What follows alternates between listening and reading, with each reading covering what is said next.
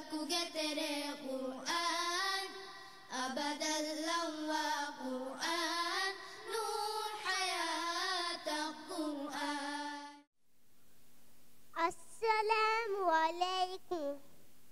අරුගණුගේ නමකි අයන් ෂාහිද් Hussain.